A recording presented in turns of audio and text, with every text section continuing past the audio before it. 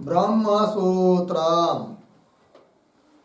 ब्रह्मसूत्र ग्रंथ में page number 730 और 730 पेज के ऊपर से 5 नंबर की पंक्ति, यस्त्वयं व्यपदेशो दर्शितः विज्ञानम यज्ञम तनुते इति सह बुद्धेरेव कर्तृत्वं प्रापयति विज्ञान शब्दस्य तत्र प्रसिद्धत्वात्। ठीक है, देखिए भाई, तो बात यह चल रही है कि द्वितीय अध्याय तृतीय पाद और द्वितीय अध्याय के तृतीय पाद का यह 15 नंबर का अधिकरण चल रहा है और इस अधिकरण का नाम है तक्षाधिकरणम।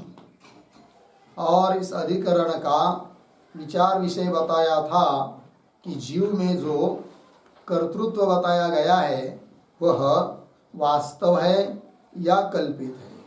इस बात का निर्णय करने के लिए यह अधिकरण प्रवृत्त हुआ है, जबकि पूर्व पक्षी का कहना था कि जीव में जो कर्तृत्व है वह वास्तविक है। पूर्व मीमांसक जीव को कर्ता मानती है, किंतु उनका निराकरण करके जीव में प्रतीत होने वाला कर्तृत्व वास्तविक नहीं है अपितु कल्पित है। इस बात को बहुत युक्तियों के द्वारा बता दिया। अब जो पीछे के अधिकरण में जिन जिन हेतुओं के द्वारा जीव में कर्तृत्व सिद्ध किया गया था, तो वे सब हेतु जीव में कर्तृत्व को तो सिद्ध करते हैं, किंतु वह कर्तृत्व वास्तव है इस बात को सिद्ध नहीं कर सकते। इस बात को बताना है अभी यहाँ से। तो ये जो पंक्ति है यस्त्वयं व्यपदेशो दर्शित इत्यादि, उसके पूर्व में एक वाक्य लिखते हैं अवतरण के रूप में लिखेंगे। पूर्वम पूर्वम कौंस में लिखिए ब्रह्मसूत्र 2:3:36 इत्यत्र 2:3:36 इत्यत्र सांख्यमत निरासावसरे सांख्यमत निरासावसरे कौंस बंद। आगे विज्ञानम जीवः विज्ञानम जीवः इति अंगीकृत्य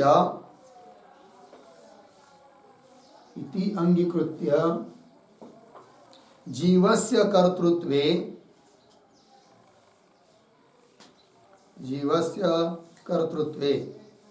उद्धरण चिन्ह में तनुते उद्धरण चिन्ह बंद इति श्रुति ही उक्ता अर्धविराम संप्रति तया श्रुत्या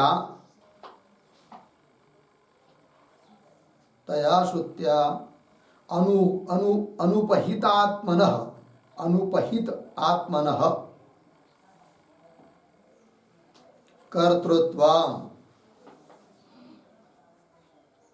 कर्तृत्वम् इति प्राप्तौ अर्धविराम विज्ञानम बुद्धि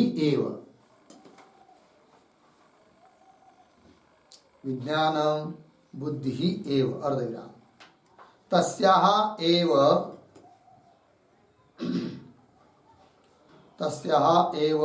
अत्र कर्तृत्वम् उच्यते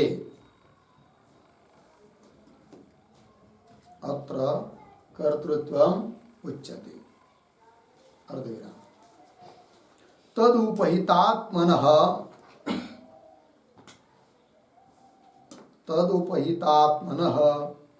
कर्तृत्व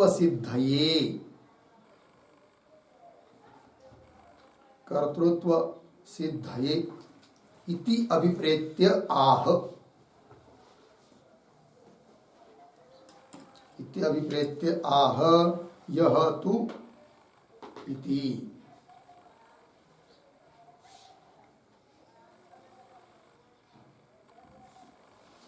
ठीक, अर्थ देखो भाई। तो पीछे के अधिकरण में 36 नंबर के सूत्र में, अर्थात जहां पर सांख्य मत का निराश करने का प्रसंग था पूर्व के अधिकरण का, उस समय क्या बताया गया था कि विज्ञानम जीव विज्ञानम यज्ञम तनुते, ये जो वाक्य था उसमें आया हुआ शब्द जो विज्ञान, वहां पर विज्ञान शब्द का अर्थ किया था जीव।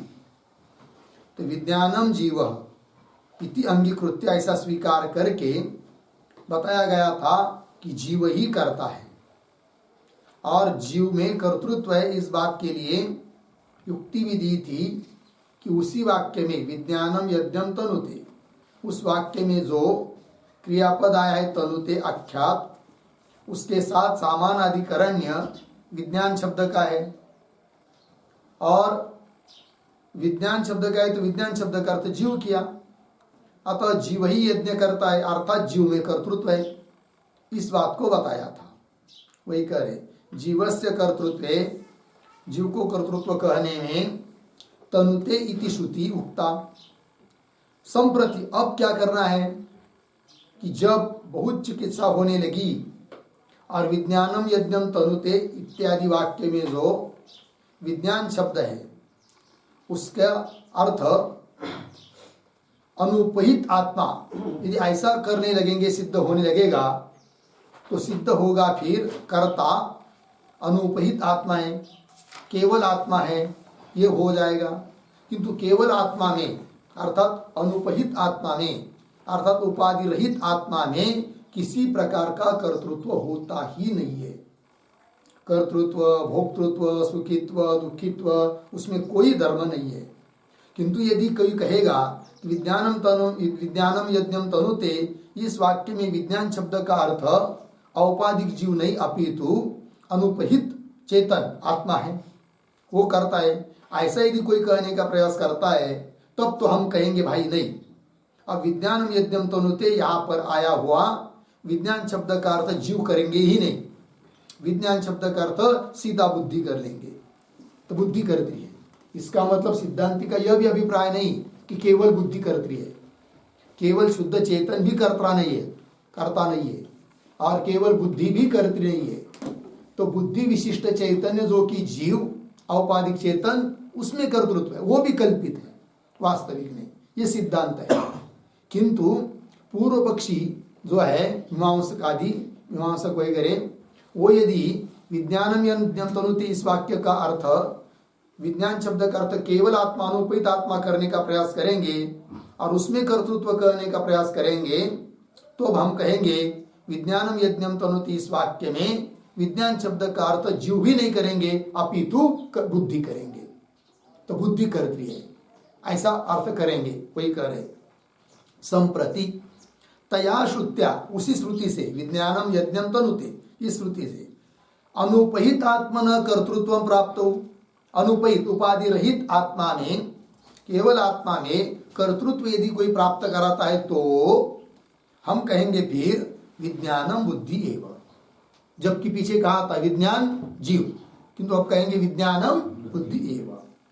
तस्या एव अत्र कर्तृत्व उच्यते, तस्या बुद्धेः एव अत्र कर्तृत्व, बुद्धि में ही कर्तृत्व है। इस क्यों बताएंगे फिर बुद्धि में कर्तृत्व है, जबकि सांख्य मत का निराश खंडन किया था पीछे। सांख्य लोग केवल बुद्धि को ही कर्तृ मानते हैं। यहाँ भी अभिप्राय वेदांतियों का बुद्धि में ही केवल बुद्धि में ही कर्तृत्व है, ऐसा बताने का है क्या? ऐसी भी बात नहीं है। तो भी बुद्धि में कर्तृत्व किस लिए बताया जा रहा है? इसलिए कि बुद्धि से उपहित चेतन में कर्तृत्व है, इस बात की सिद्धि करने के लिए बुद्धि में कर्तृत्व कहेंगे, ऐसा अर्थात मूल उसका धर्म है बुद्धि का कर्तृत्व, वो धर्म आरोपित हो जाता है चेतन में, अर्थात बुद्धि विशिष्ट चेतन में कर्तृत्व कहेंगे ये बात। तस्या एव अत्र कर्तृत्व उच्यते, तदुपहितात्मन, क्यों तदुपहितात्मन, तदुपहित बुद्धि उपहितात्मन, बुद्धि उपहित आत्मा में कर्तृत्व सिद्ध, ये कर्तृत्व सिद्ध करने के लिए इति अभिप्रेत्य उच्यते, है कि नहीं। इस अभिप्राय को मन में पकड़कर पंक्ति आ रही है, यह तू अयम इत्यादि। पंक्ति को देखिए आप, यह तू अयम व्यपदेश दर्शितः विज्ञानम यज्ञम तनुते इति सबुद्धे एव कर्तृत्वं प्रापयति, क्यों विज्ञान शब्द से तत्र प्रसिद्धत्वात्। तो पंक्ति का थोड़ा सा अन्वय करते हैं, शुरू के 2-4 शब्द छोड़कर श्रुति है विज्ञानम यज्ञम तनुते इति, पीछे यह तु अयम व्यपदेशः दर्शितः, आगे सह बुद्धेः एव, आगे सरल है, ठीक। देखो भाई, तो विज्ञानम यज्ञम तनुते इति, यह तु अयम, जो यह व्यपदेश दिखाया गया है, निर्देश किया गया है, विज्ञान शब्द का उच्चारण करके उल्लेख किया गया है कर्ता का, तो व्यपदेश दर्शित सह सह व्यपदेश बुद्धि एव, अर्थात विज्ञान शब्द का अर्थ बुद्धि ही करेंगे, है नहीं। तो बुद्धि एव तो बोलेंगे पहले तो बुद्धि विज्ञान शब्द का अर्थ जीव किया था, अब विज्ञान शब्द का अर्थ बुद्धि क्यों कर रहे हैं, इसलिए कि हम तो कहे, हमारा अभिप्राय था कि विज्ञान शब्द का अर्थ जीव है, अर्थात विशिष्ट जीव है, उसमें कर्तृत्व मानते थे, हमको कोई दिक्कत नहीं, क्योंकि वह कर्तृत्व औपाधिक है, वास्तविक नहीं, सिद्धांतियों का अभिप्राय। किंतु यदि तुम लोग विज्ञानम यज्ञम तनुते, इसका अर्थ विज्ञान, इस श्रुति में से आया हुआ विज्ञान शब्द का अर्थ विशिष्ट जीव, इसने पर न रुककर शुद्ध चेतन आत्मा, ऐसा अर्थ करने लगोगे, तब हम कहेंगे विज्ञान शब्द का अर्थ जीव भी नहीं है, तब तो बुद्धि ही है, ठीक है, ऐसा कहना।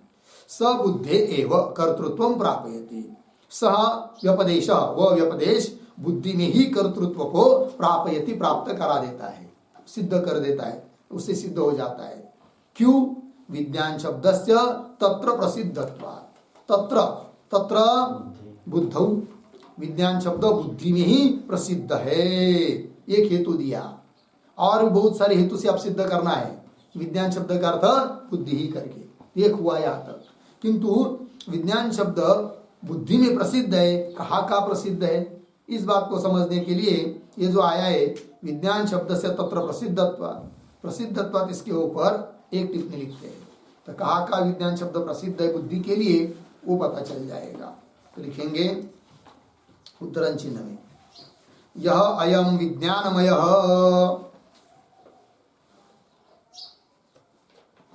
यह अयम विज्ञानमयः, उद्धरण चिन्ह 1, बृहदारण्यक 4:3-7,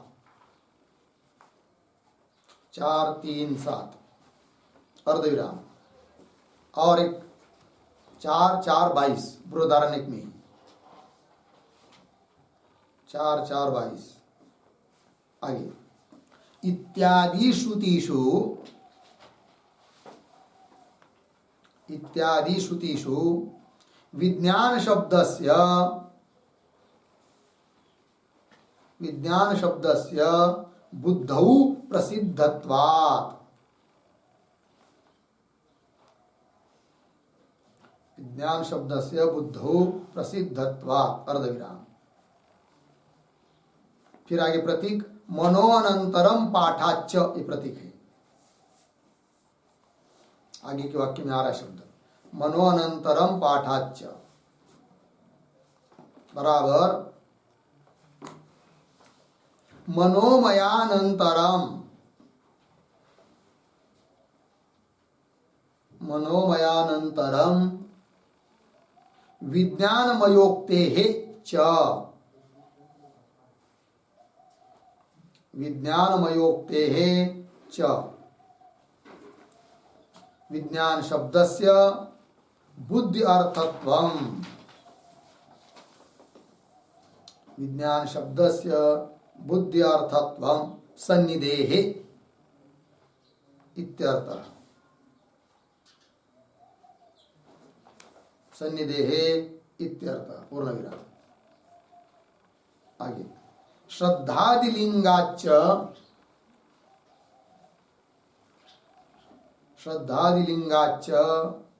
बुद्धि एव विज्ञानम इत्यर्थः। बुद्धि एव विज्ञानम इत्यर्थः। ठीक, देखो भाई अर्थ। यह अयम विज्ञान, जो यह विज्ञानमय है, इत्यादि श्रुतियों में विज्ञान शब्द बुद्धि में प्रसिद्ध है। अतः यहाँ पर भी विज्ञानम यज्ञम तनुते, यहाँ पर भी विज्ञान शब्द का अर्थ करेंगे बुद्धि। और दूसरी बात, मनोअनंतरम पाठाच्च, अर्थात विज्ञानम यज्ञम तनुते, यह वाक्य जो है इसका जहाँ पाठ हुआ है वह पाठ मनोमय कोश के अनंतर हुआ है। वही करे, मनोमयानंतरम, मनोमय कोश बताया, फिर विज्ञानमय कोश बताया, और मन और उधर विज्ञान, तो विज्ञान बुद्धि, मन और बुद्धि का सानिध्य होता है एक जैसे होने से। अतः मनोमय कोश के बाद में विज्ञानम यज्ञम तनुते ऐसा पाठ होने के कारण विज्ञान शब्द का अर्थ बुद्धि ही करेंगे, क्योंकि दोनों का वहां पर सानिध्य है। वही करे, मनोमयानंतरम विज्ञानमयोक्ते च, विज्ञान शब्दस्य बुद्ध्यर्थत्वम, विज्ञान शब्द का अर्थ बुद्धि है सन्निधि होने के कारण। और श्रद्धादिलिंगाच्च, और आगे श्रद्धा वगैरह बताइए, और श्रद्धा वगैरह सब बुद्धि के धर्म है, विज्ञान के धर्म है कि नहीं, बुद्धि के धर्म है। और यहाँ पर विज्ञान, अतः भी विज्ञान शब्द का अर्थ बुद्धि होगा। श्रद्धादिलिंगाच्च बुद्धि एव विज्ञानम इत्यर्थ। ठीक, भाष्य में आएंगे। हाँ, विज्ञान शब्द से तत्र प्रसिद्धत्वात्, ये हुआ। आगे मनोनंतरम पाठाच्च, यह आया है, मन के बाद में पाठ हुआ है विज्ञानम यज्ञम तनुते, इस वाक्य का। अतः दोनों का सानिध्य होने के कारण मन और विज्ञान का, तो मन के सदृश बुद्धि होती है, अतः विज्ञान शब्द का अर्थ बुद्धि ही करेंगे, यह अर्थ हुआ। ये दूसरा हेतु और बता दिया। ठीक, जैसे कि उदाहरण देना हो तो किसी ने कह दिया राम लक्ष्मण, तो राम लक्ष्मण ऐसा कह देने पर राम शब्द का अर्थ हम लोग क्या करते हैं, दाशरथी राम, दशरथ जी का पुत्र राम, उन्हीं को लेते, भगवान राम को। परशुराम को लेते हैं क्या? नहीं। क्यों? राम शब्द का अर्थ परशुराम नहीं किया जा सकता है क्या? किया जा सकता है, किंतु यहां नहीं होगा। क्यों? लक्ष्मण शब्द का सानिध्य है राम शब्द के साथ, अतः राम शब्द का अर्थ प्रभु रामचंद्र ही लिए जाते हैं, राम लक्ष्मणों ऐसा कहने पर। उसी प्रकार मनोमय के बाद में विवेचन हुआ है विज्ञानम यज्ञम तनुते, अतः मन के सदृश बुद्धि है, अतः विज्ञान शब्द का अर्थ बुद्धि करेंगे, यह अर्थ हुआ। दूसरा हेतु दिया, आगे चलिए। तस्य, और हेतु दे रहे भाई, विज्ञान शब्द का अर्थ बुद्धि है, इस बात को बताने के लिए। तस्य श्रद्धा एव शिरः, ये भी आता है तैत्तरीय उपनिषद में। इति च विज्ञानमयस्य आत्मनः श्रद्धादि अवयवत्व संकीर्तनात्, अर्धविराम, श्रद्धादीनां च बुद्धि धर्मत्व प्रसिद्धे है। यह हेतु हो गया। देखो क्या है, तो तैत्तरीय उपनिषद में कुछ विज्ञान का विवेचन होने के बाद आगे आया है तस्य श्रद्धा एव शिरः, श्रद्धा ही उसका शिर है। ठीक है ना? इति, इस प्रकार विज्ञानमय से आत्मनः, विज्ञान स्वरूप जो आत्मा, उस आत्मा का श्रद्धादि अवयव ये बताया है, और श्रद्धा रूप धर्म तो बुद्धि का ही होता है।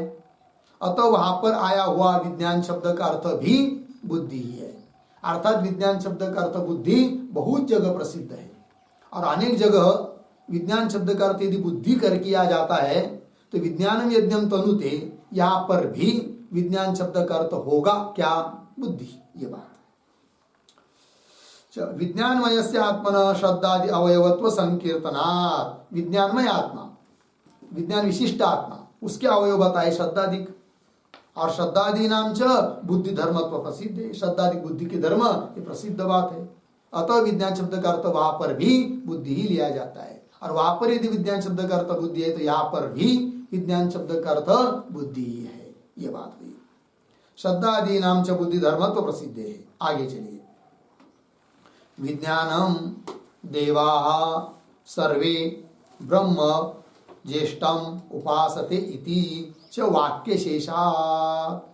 वाक्य शेष के बल पर भी इस बात को बताया जा रहा है कि विज्ञान शब्द का अर्थ बुद्धि ही होगा, क्योंकि वाक्य शेष में भी विज्ञान शब्द आया है, वहां भी अर्थ विज्ञान शब्द का बुद्धि किया गया है। अतः विज्ञानम यज्ञम तनुते, यहां पर भी विज्ञान शब्द का अर्थ बुद्धि ही होगा। ठीक है, वो क्या है वाक्य शेष, वो अभी बताया। तो विज्ञानम देवाः सर्वे ब्रह्म ज्येष्ठम उपासते श्रुति है तैत्तरीय उपनिषद की। श्रुति के शब्दों का थोड़ा सा अन्वय। सर्वे पीछे, देवाः और पीछे, विज्ञानम आगे, ब्रह्म ज्येष्ठम उपासते। ठीक है ना, देखो भाई आगे, इति वाक्य शेषात, तो वाक्य शेष से भी कह रहे। क्यों? थोड़ा एक पंक्ति और आगे थोड़ा सा, ज्येष्ठत्वस्य च प्रथमजत्वस्य बुद्धौ प्रसिद्धत्वात्, या पूरा हुआ। अब देखो भाई, ये जो पंक्ति है विज्ञानम देवा इत्यादि, अभी श्रुति पढ़ी हम लोगों ने, उसके पूर्व में एक वाक्य लिखेंगे अवतरण। मंत्र शेष आलोचनायाम अपि, मंत्र शेष आलोचनायाम अपि विज्ञान शब्दस्य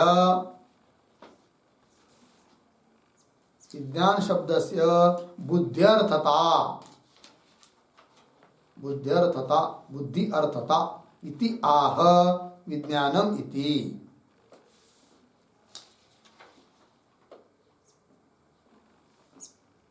ठीक है, देखो भाई अर्थ। तो मंत्र शेष अर्थात विज्ञानम यज्ञम तनुते, ये जो मुख्य वाक्य जिस पर चर्चा चल रही है कि जिस वाक्य में आया हुआ विज्ञान शब्द का अर्थ बुद्धि किया जा रहा है, वो जो वाक्य तैत्तरीय उपनिषद का, और उसके आगे जो आया है वाक्य शेष निर्णायक वाक्य, उसका भी आलोचन करते, चिंतन करते हैं, तो यही बात पता चलती है कि विज्ञान शब्द का अर्थ बुद्धि ही है। किन कौन है वो वाक्य शेष, वो यहां पर आपको बता रहे भगवान भाष्यकार। विज्ञानम देवाः सर्वे इत्यादि, तो सर्वे देवाः, ठीक है ना, सभी देवता लोग। देवता शब्द का अर्थ यहां पर होता है इंद्रिय। तो सभी देवता लोग, सब देव क्या करते हैं? विज्ञानम ब्रह्म ज्येष्ठम उपासते, है कि नहीं? विज्ञान को ब्रह्म रूप से और ज्येष्ठ रूप से उपासना करते हैं। ठीक है ना, विज्ञान की उपासना करते हैं ब्रह्म रूप से। ब्रह्म मतलब ब्रह्मदेव, क्योंकि वही ज्येष्ठ है, वही प्रथमज है, हिरण्यगर्भ। ठीक है ना, देखो, तो सब देव विज्ञान को ब्रह्म रूप से और ज्येष्ठ रूप से उपासना करते हैं। यह वाक्य शेष है। ठीक है, आगे चलिए, क्या सिद्ध हुआ इस वाक्य शेष से, बता रहे भगवान भाष्यकार आगे। ज्येष्ठम उपासते इति च वाक्य शेषा, क्या? ज्येष्ठत्वस्य च प्रथमजत्वस्य, ज्येष्ठत्व का अर्थ किया प्रथमजत्व, जो प्रथम उत्पन्न हुआ है वो कौन है? ब्रह्मदेव, अर्थात हिरण्यगर्भ। ठीक है ना, और उस हिरण्यगर्भ के लिए शब्द आता है बुद्धि, वही ज्येष्ठ है और उसकी उपासना करते, ऐसा बताया। और उसके लिए शब्द आता है बुद्धि, विज्ञान। तो वहां पर यदि विज्ञान शब्द का अर्थ बुद्धि किया गया है, तो विज्ञानम यज्ञम तनुते, यहां पर भी विज्ञान शब्द का अर्थ बुद्धि ही है। ये कहना, पंक्ति देखिए,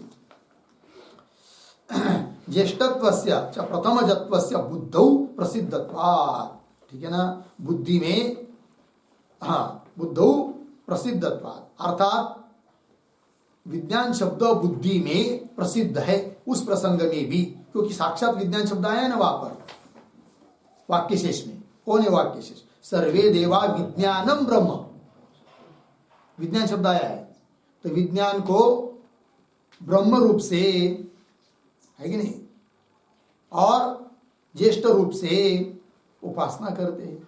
विज्ञान को या विज्ञान की उपासना करते हैं, तो विज्ञान शब्द का अर्थ बुद्धि, तो बुद्धि ही ज्येष्ठ है, ऐसा करके उपासना करते हैं। ठीक है ना। चलिए, और ज्येष्ठ वो है जो प्रथमज है, उसके लिए बुद्धि शब्द का और विज्ञान शब्द का प्रयोग हुआ है, वही कह रहे। ज्येष्ठत्वस्य च प्रथमजत्वस्य बुद्धौ प्रसिद्धत्वात्, ये जो आया यहाँ पर भी बुद्धौ प्रसिद्धत्वात्, इस पर भी एक वाक्य लिखते, छोटा सा टिप्पणी उद्धरण चिन्ह में। महद यक्षम प्रथमजम, महत यक्षम प्रथमजम, उद्धरण चिन्ह बन। बृहदारण्य 5:4:1, 5:4:1 आगे। इत्यादि श्रुतौ, इत्यादि श्रुतौ हिरण्यगर्भ, हिरण्यगर्भ ब्रह्मात्मक बुद्धेः,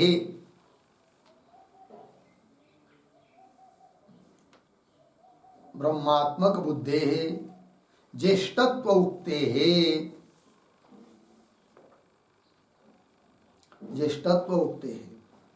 अत्र अत्र देवैः, देवैः बराबर इंद्रियैः, इंद्रियैः उपास्यमानं ज्येष्ठम्, उपास्यमानं ज्येष्ठं ब्रह्म, ज्येष्ठं ब्रह्म। आगे, विज्ञानम बुद्धि एव, विज्ञानम बुद्धि एव इत्यर्थः। पूर्ण विराम। यक्षम बराबर पूज्यम,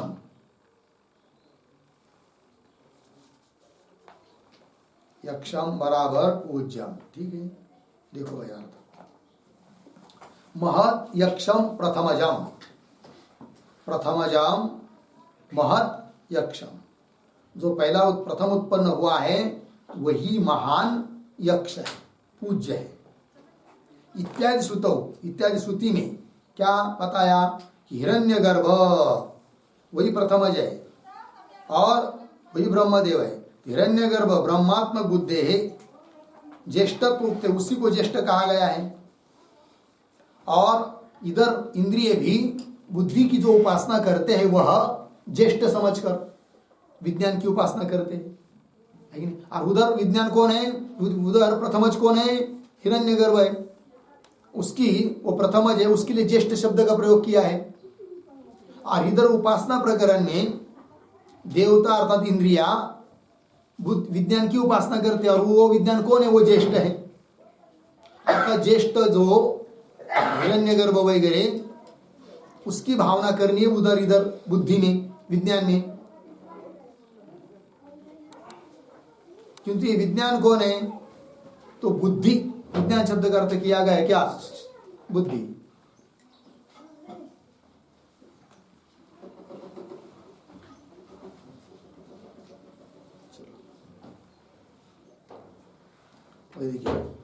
महद यक्षम प्रथमजम इत्यादि श्रुतौ, इत्यादि श्रुति में हिरण्यगर्भ ब्रह्मात्मक जो बुद्धि है, ब्रह्मदेव रूप, वो ज्येष्ठ है, उसमें उसके लिए ज्येष्ठ शब्द का प्रयोग किया गया है। वो तो उधर हुआ एक बात उपासना प्रकरण में, और उसका रूप बुद्धि को समझकर इधर भी उपासना की जाती है। और इधर बुद्धि के लिए शब्द आया है विज्ञान, ठीक है ना। तो विज्ञान शब्द का अर्थ क्या है, बुद्धि, क्योंकि बुद्धि की उपासना करनी है ज्येष्ठ समझकर, ठीक है। पंक्ति की ब्रह्मात्मक बुद्धे है ज्येष्ठत्व मुक्ते है। अत्र इधर देवैहि अर्थात इंद्रियैहि उपास्यमानम ज्येष्ठ, इधर देवताओं के द्वारा अर्थात इंद्रियों के द्वारा उपास्यमान जो है ज्येष्ठ है कि नहीं, उसी को ब्रह्मदेव समझकर उपासना करनी है। लेकिन वो किसकी, विज्ञान की। विज्ञान मतलब कौन, अर्थात बुद्धि। इधर विज्ञान बुद्धि एव इत्यर्थः, ठीक है। चलिए आइए, तो इस वाक्य शेष से भी यही बात पता चल रही है कि विज्ञान शब्द का अर्थ बुद्धि होता है। इतने बात के लिए बताया ये सब। पंक्ति देखिए, ज्येष्ठत्वस्य च प्रथमजत्वस्य बुद्धौ प्रसिद्धत्वात्, बुद्धि में वो प्रसिद्ध है। ये भी एक हो गया। तो बहुत सारे हेतु इसलिए दिए जा रहे हैं, किस बात के लिए? कि विज्ञान शब्द का अर्थ बुद्धि है, बस, बाकी कुछ नहीं बताना है। आगे और चलिए। स एष वाचः चित्तस्य उत्तरोत्तर क्रमः यद् यज्ञः इति च श्रुत्यन्तरे यज्ञस्य वाग बुद्धि साध्यत्व अवधारणात्, ये भी एक हेतु है भाई, विज्ञान शब्द का अर्थ बुद्धि करने के लिए। लेकिन क्या है ये सब? तो देखो शुरू से, तो शुरू जो श्रुति है ना, तो उस शब्द का थोड़ा सा अन्वय करके फिर अवतरण भी लिखेंगे। तो श्रुति वाक्य में जो अंतिम आया यद, उसको लेंगे यद, फिर पीछे वाचः चित्तस्य उत्तरोत्तर क्रमः, पीछे स एषः, आगे अंतिम यज्ञः। ठीक है, चलिए। और ये जो श्रुति है स एष इत्यादि, उसके पूर्व में भी एक वाक्य लिखते हैं अवतरण, किंच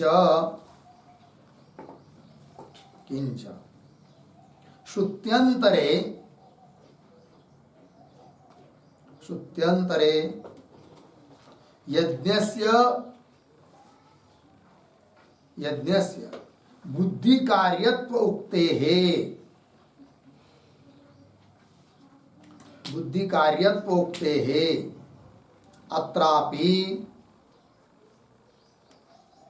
अत्रापि कौंस में लिखिए विज्ञानम यज्ञम तनुते, कौंस बंद, आगे यज्ञ कर्तृ विज्ञानम, यज्ञ कर्तृ विज्ञानम बुद्धि, यज्ञ कर्तृ विज्ञानम बुद्धि इति आह स एष इति। ठीक है, देखिए भाई अर्थ। किंच, और क्या भाई? श्रुत्यंतरे, और दूसरी श्रुतियों में भी यह बात आई है। कौन सी बात? कि यज्ञस्य बुद्धि कार्यत्व उक्ते, यज्ञ बुद्धि का कार्य है, ऐसा बताया गया है अन्य श्रुतियों में। ठीक है, उससे क्या सिद्ध होगा बताएंगे। तो श्रुत्यंतरे यज्ञस्य बुद्धि कार्यत्व उक्ते, यज्ञ बुद्धि का कार्य है, अर्थात यज्ञ कार्य हुआ, कारण हुई कौन? बुद्धि।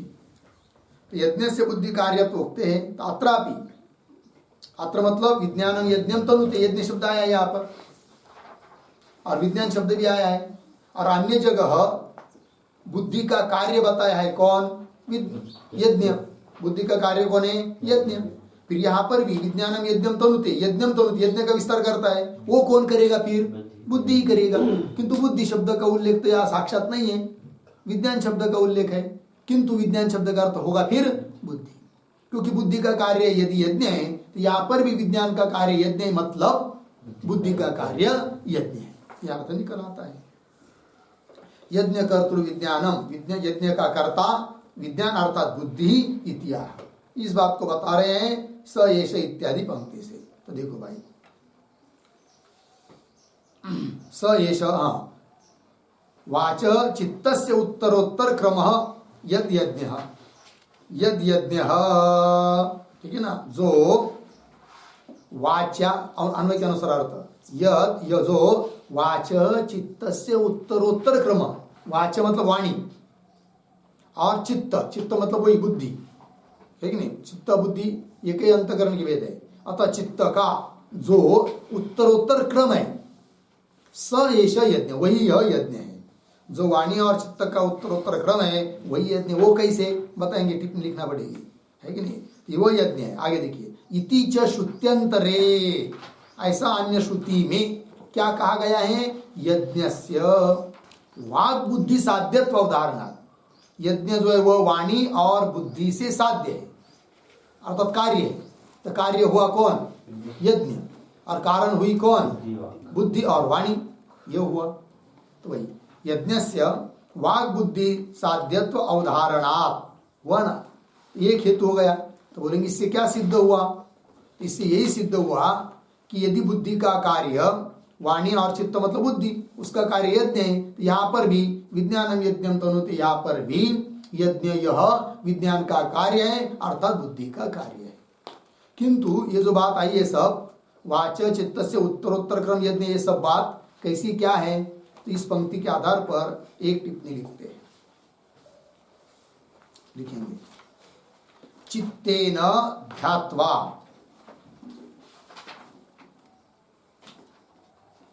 चित्तेन ध्यात्वा अर्धविराम, वाचा मंत्रोक्त्या, वाचा मंत्रोक्त्या यज्ञः जायते, यज्ञः जायते अर्धविराम, तेन चित्तस्य, तेन चित्तस्य कौंस में लिखिए बुद्धेः, कौंस बंद, बुद्धेः अर्धविराम, आगे वाचः,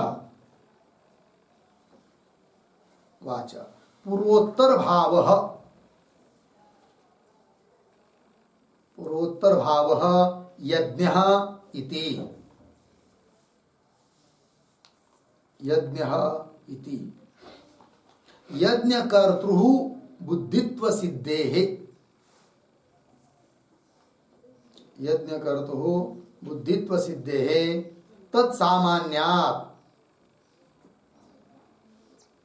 तत्सामान्यात् अत्रापि,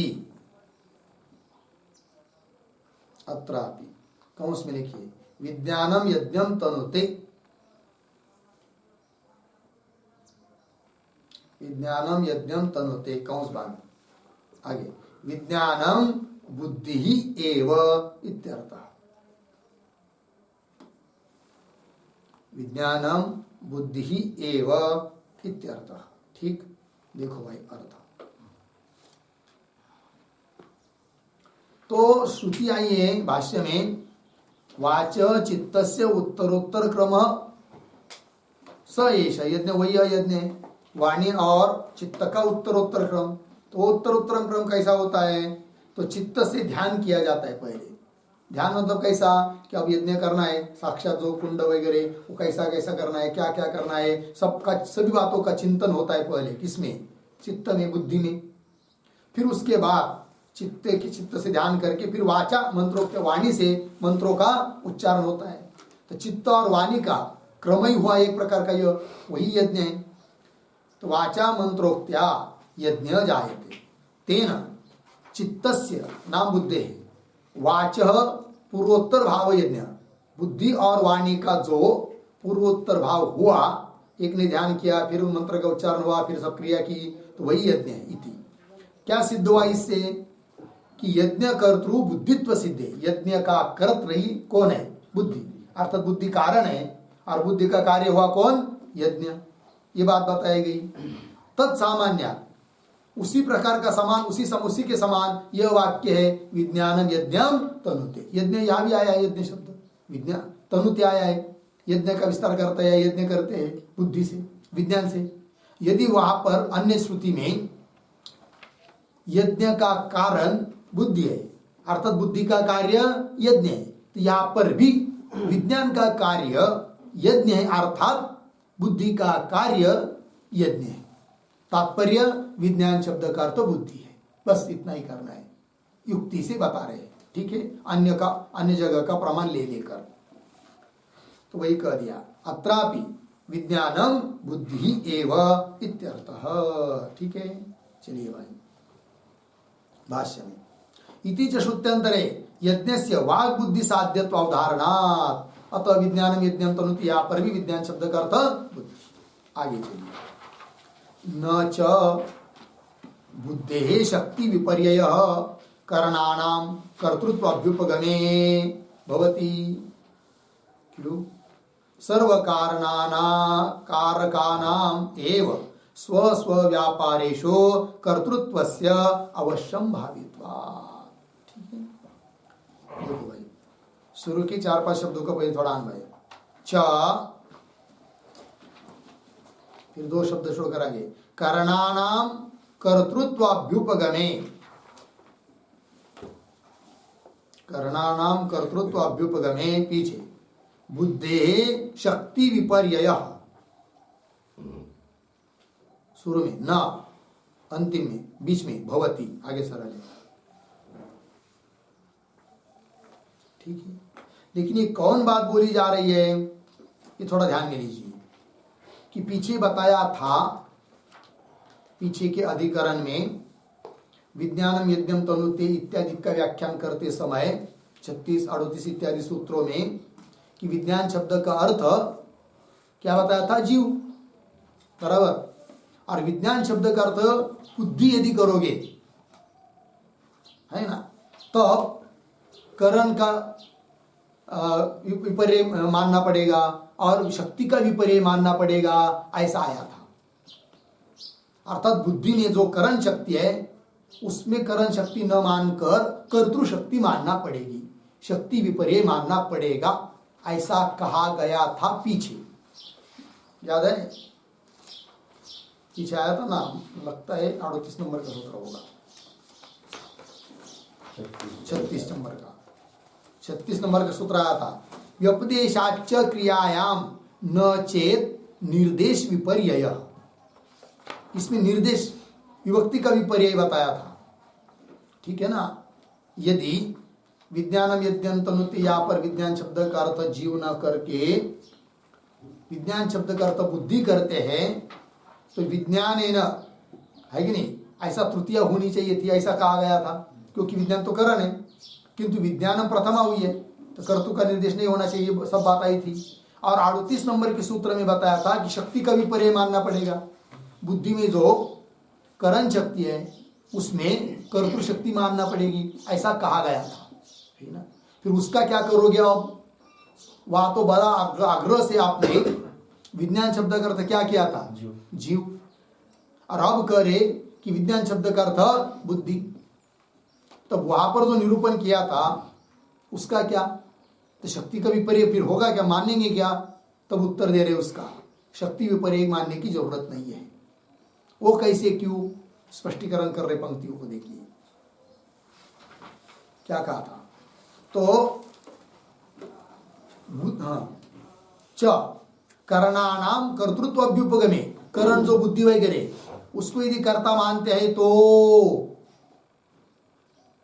बुद्धे शक्ति विपर्यय, ऐसा कहा था ना, कर है न भगवती, क्यों, कैसे, क्या। तो ये जो पंक्ति है ना जी, तो न च यहाँ से चालू हुई है, उसके पूर्व में एक वाक्य लिख लेते हैं अवतरण, तो पंक्ति भी स्पष्ट होगी।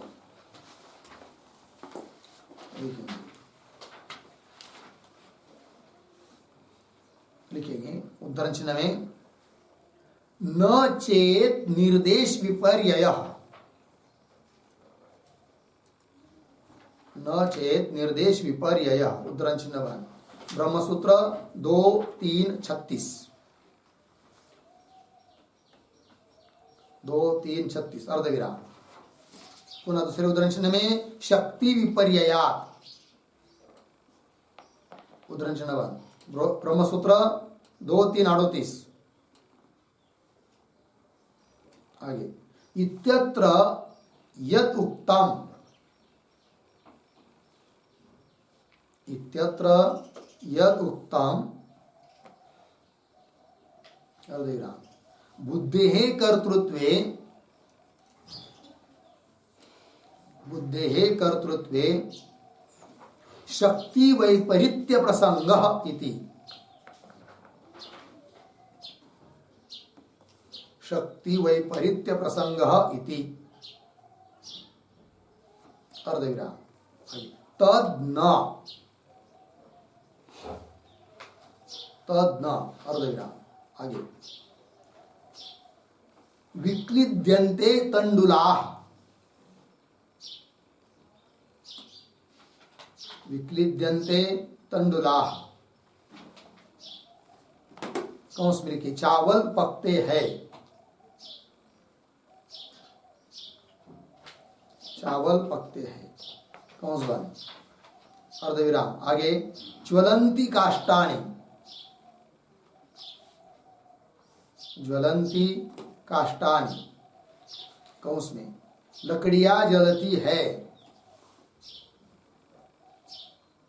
लकड़ियां जलती है कौंस बंद अर्धविराम। बिभरती स्थाली, बिभरती स्थाली कौंस में स्थाली धारण करती है,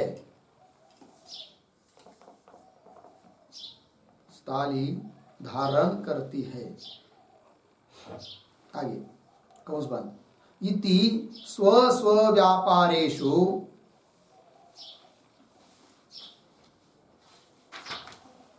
स्व स्व व्यापारेषु सर्वकारकाणां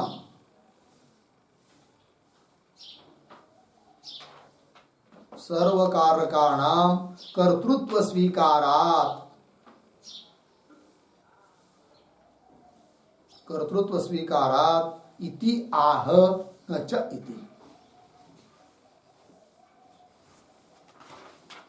इति आह न च इति। ठीक, अर्थ देखो भाई। तो न चेत निर्देश विपर्यय, इसी पाठ का 36 नंबर का सूत्र, उसका आधा भाग लिखा। और शक्ति विपर्यय इसी पाठ का 38 नंबर का सूत्र। इत्यत्र यद उक्तम, जो बात कही है, क्या कही है? बुद्धेः कर्तृत्वे, बुद्धि को यदि कर्ता मानेंगे तो शक्ति वैपरीत्य प्रसंग, शक्ति का विपर्य मानना पड़ेगा। अर्थात बुद्धि की जो करण शक्ति वो हटकर उसमें कर्तृत्व शक्ति आती है, ऐसा कहना पड़ेगा। जब विज्ञान शब्द का अर्थ बुद्धि करोगे तो ऐसा वहां पर लिखा था, शक्ति वैपरीत्य प्रसंग इति। तद न, दो प्रसंग अब नहीं होगा। कैसे? कि हरेक करण का अपने अपने व्यापार के प्रति कर्तृत्व भाव होता ही है। जैसे उदाहरण, रसोई बनाने वाला जो पाचक है वो करता है रसोई का, और करण है कौन? बाकी की सभी सामग्री साधन है, तंडुल वगैरह, थाली स्थाली वगैरह। तो भी जैसे तंडुल है तो वो पाक क्रिया के प्रति करण होने पर भी विक्लित्ति के प्रति करता है।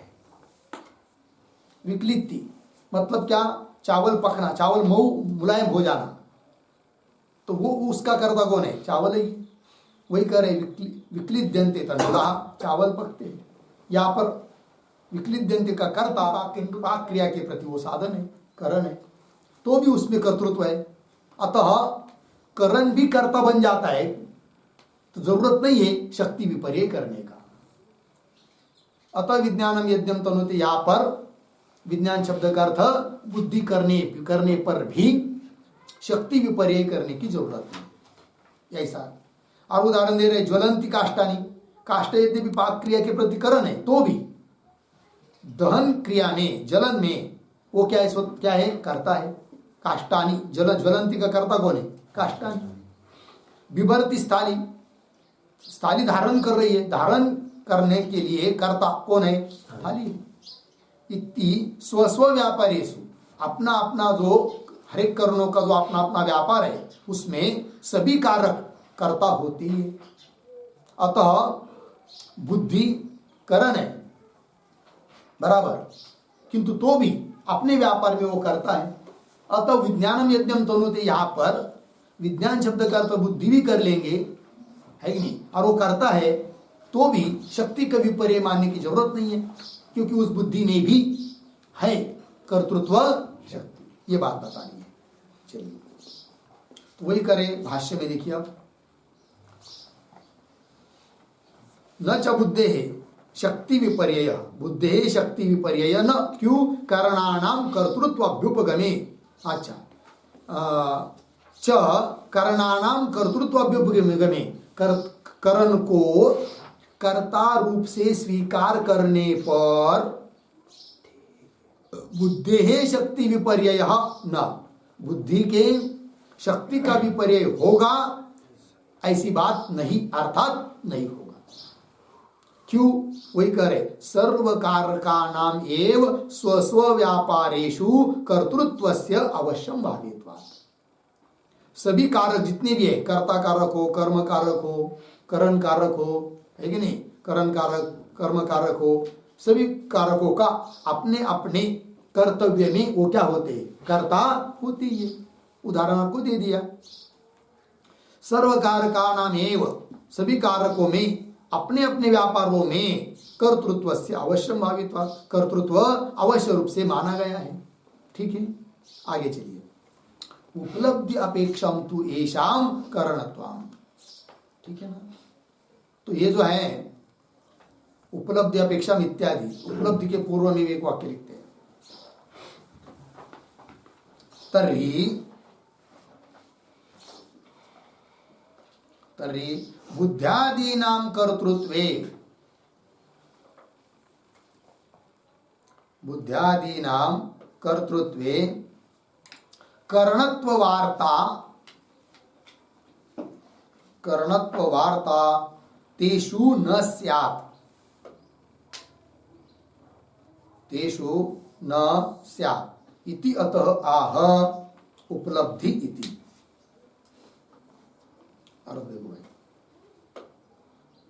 तो बुद्ध्यादि नाम, तर्हि बुद्ध्यादि नाम कर्तृत्व। अब शंका करेगा कोई, अरे भाई सिद्धांति तुमने अभी अभी बुद्ध्यादि को भी कर्ता बता दिया, ठीक। तर्हि बुद्ध्यादि नाम जो कि करण थे उनको आपने कर्ता सिद्ध, कर्ता कह दिया अभी, तो बुद्ध्यादि नाम कर्तृत्व, बुद्ध्यादि को यदि कर्ता मानते हैं तो फिर उसमें कर्णत्व नहीं रहेगा। ऐसी क्या होगी शंका। बुद्धि को क्या कर दिया आपने, जो करण था उसको क्या कर दिया, कर्ता, तब उसमें कर्णत्व नहीं मानना पड़ेगा। ऐसी कोई शंका करेगा तब उत्तर देंगे उसको, बुद्ध्यादि नाम कर्तृत्वे करणत्व वार्ता तेषु न स्यात्। ऐसी कोई शंका करता है तो उत्तर दे रहे क्या, उपलब्धि अपेक्षम तु एषाम करणत्वम, तु एषाम करणत्वम उपलब्धि अपेक्षा, तु परंतु एषाम, एषाम बुद्ध्यादि करणानाम है कि नहीं, बुद्ध्यादि जो करण है उनमें एषाम करणत्व, बुद्ध्यादियों में करणत्व भी है। भले उसको कर्ता कह दिया, विज्ञानम यज्ञम तनुति, यहाँ पर विज्ञान शब्द का अर्थ बुद्धि करके, विज्ञान अर्थात बुद्धि यज्ञ का कर्ता है। इसका मतलब यह मत समझना कि स्वतंत्र बुद्धि विशिष्ट को लेकर बताना है, तो बुद्धि क्या है, कर्ता है। विज्ञानम यज्ञम तनुते, यहाँ पर विज्ञान शब्द का अर्थ बुद्धि किया और यज्ञ के प्रति बुद्धि को कारण बताया। फिर प्रश्न उपस्थित हुआ कि यज्ञ के प्रति बुद्धि को आपने कर्ता बता दिया, जो कि करण था, करण को आपने कर्ता कह दिया, फिर उसमें बुद्धि में नहीं रहेगा क्या, करणत्व, क्योंकि उसको आपने क्या कर दिया, कर्ता, यज्ञ के प्रति कर्ता मान लिया, तो कर्णत्व नहीं रहेगा, फिर कर्णत्व मत मानो। तब उत्तर दे रहे नहीं नहीं नहीं नहीं नहीं, कर्णत्व भी उसमें है। तो बोलेंगे एक ही में कर्तृत्व भी कर्णत्व भी, ये कैसा होगा, तो अपेक्षा की दृष्टि से, पाक की अपेक्षा है कि नहीं, जैसे तंडुल आदि में कर्णत्व है किंतु विकलित की अपेक्षा तंडुल में कर्तृत्व है, बराबर। उसी प्रकार यज्ञ के प्रति कर्ता बुद्धि होने पर भी है कि नहीं, उपलब्धि की अपेक्षा से बुद्धि में कर्णत्व है। उपलब्धि अनुभव, किसी चीज का अनुभव हो रहा है तो उसके लिए करण हो गई कौन, बुद्धि, और यज्ञ की दृष्टि से बुद्धि क्या हो गई, कर्ता। ये बता रहे अभी पंक्ति लिखिए, तू एषाम बुद्ध्यादीनाम करणत्वम उपलब्धि अपेक्षा, उपलब्धि की अपेक्षा से है, ठीक है। फिर कोई बोलेगा भाई वो जो उपलब्धि है वो किसकी है, तब करे साच आत्मना, वो उपलब्धि आत्मा की है, ठीक है, उपलब्धि अनुभव। तो ये जो पंक्ति आई है ना, तू एषाम करणत्वम उपलब्धि अपेक्षाम, इस पर एक वाक्य लिखते टिप्पणी,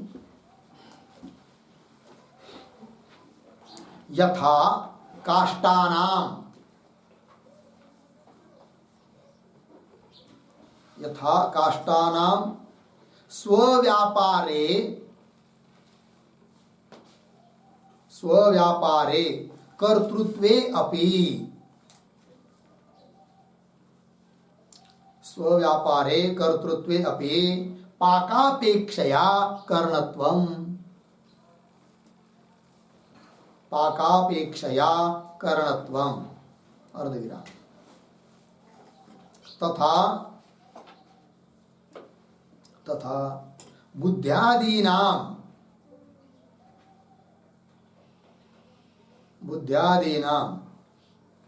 अध्यवसाय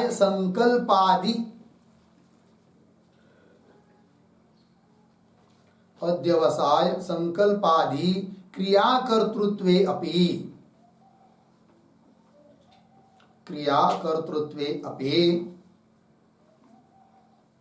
उपलब्ध्यपेक्षया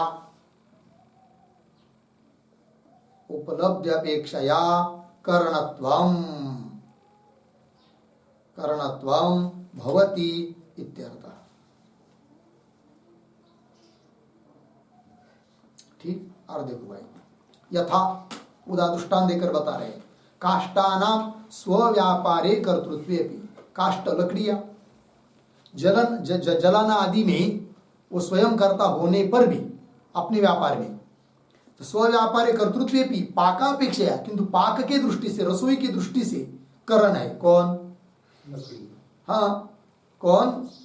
काष्ठानाम। हाँ, काष्ठानाम स्वव्यापारे, काष्ठों का जो अपना व्यापार है उसमें वो कर्ता होने पर भी, जैसे अभी कहा था ना, काष्ठानी ज्वलंती, तो जलना, ज्वलंती, इसका कर्ता कौन है? काष्ठ है कि नहीं? तो अपने व्यापार में वो कर्ता होने पर भी पाक की अपेक्षा काष्ठों में क्या है? कर्णत्व है। पाक अपेक्षा कर्णत्व। उसी प्रकार बुद्ध्यादि नाम, बुद्धि का अपना व्यापार अध्यवसाय निश्चय, उसके प्रति करता है कौन? बुद्धि है कि नहीं?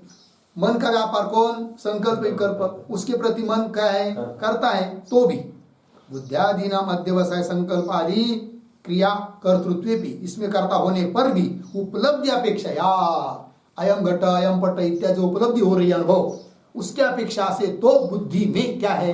कर्णत्व ही है। अतः उसमें कर्णत्व, उनको बुद्धि को कर्ता मानने पर कर्णत्व उसमें नहीं रहेगा। ऐसा जो शंका, ऐसी जो शंका की थी किसने? पूर्व पक्षी ने, उसका निराकरण हुआ। वो कर्ता होने पर भी अपेक्षा के दृष्टि से, अन्य की अपेक्षा की दृष्टि वो क्या है? करण भी है। ये बात। चलिए, उपलब्धि अपेक्षया तो येषाम कर्णत्वम। ठीक है, आगे, सा च आत्मनः, है कि नहीं? अब प्रश्न कोई करेगा, ठीक है, उपलब्धि के प्रति करण है कौन? बुद्धि वगैरह, किंतु उपलब्धि किसका धर्म है बताओ? वो किसकी है? तब उत्तर दिया, वो किसकी है? आत्मा की है।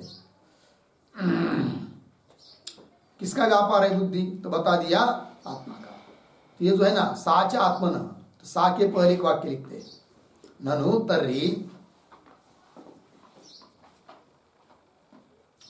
तर्हि उपलब्धि कस्य व्यापारः, उपलब्धि कस्य व्यापारः, प्रश्न चिन्ह। इति अतः आह सा च आत्मनः। ठीक, प्रश्न करेगा कोई, तो उपलब्धि किसका व्यापार है? उत्तर दिया, उपलब्धि, अनुभव, ये किसका व्यापार है? आत्मा का। ठीक, आगे चलिए, न च तस्याम अपि अस्य कर्तृत्वम अस्ति। क्यों? नित्य उपलब्धि स्वरूपत्वात्। अभी अभी जो पीछे की पंक्ति में कहा ना कि उपलब्धि किसका व्यापार बताया? आत्मा का। फिर कोई कहेगा यज्ञ आदि के प्रति करता है कौन? बुद्धि। तो उस उपलब्धि के प्रति भी मानो करता किसको? बुद्धि को। यज्ञ आदि के प्रति करता है कौन? बुद्धि। यज्ञ आदि के प्रति करता है कौन? बुद्धि। तो उस बुद्धि को आपने करण भी कह दिया उपलब्धि के प्रति, किंतु जैसे यज्ञ के प्रति कर्ता माना आपने बुद्धि को, उस प्रकार उपलब्धि के प्रति भी कर्ता मानो किसको? बुद्धि को। ऐसी कोई शंका करेगा?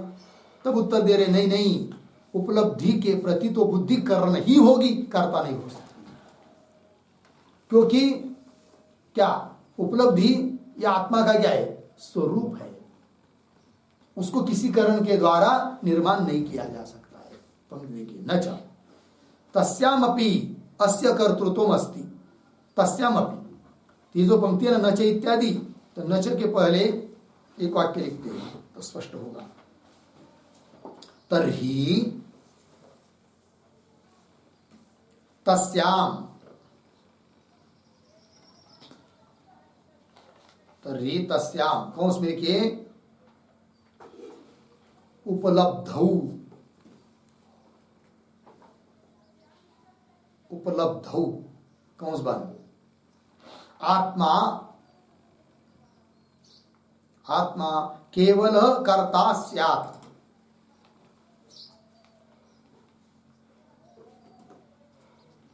केवल कर्ता स्यात्। यस्य यह व्यापारः, यस्य यह व्यापारः सः तस्य कर्ता, सः तस्य कर्ता इति स्थितेः, इति स्थितेः, इति अतः आह, इति अतः आह न च इति। ठीक, देखो भाई अर्थ।